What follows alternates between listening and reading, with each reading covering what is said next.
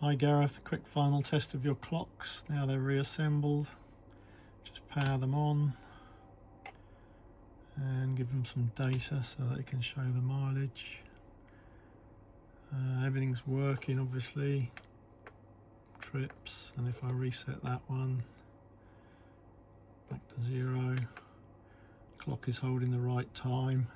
If I give it some speed and RPM, I'll give it 120 kilometers an hour and 8,000 revs, 9,000 sorry, and 120 kilometers per hour. So all working. I'll get them buttoned up or get them packaged up and in the post to you tomorrow.